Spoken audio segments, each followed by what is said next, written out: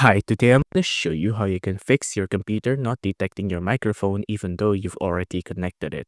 So I'm going to show you two methods to help you fix this. First off, we're going to go to the search bar down here and we're going to type in Device Manager.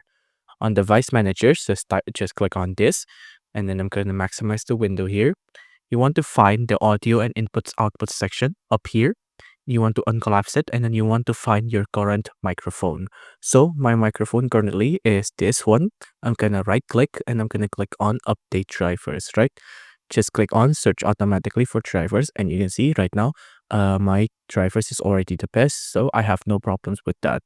If this doesn't work, then we're going to try a different method. Again, we're going to go to the search bar down here and we're going to find something called find and fix problems with recording sound.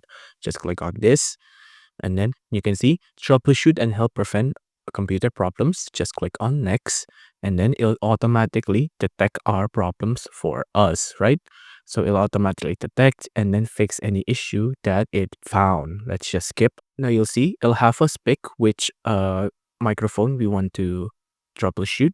So I'm just gonna click on no check information available, click on next, and then you can see it's solved this issue by saying change the selected audio device to default.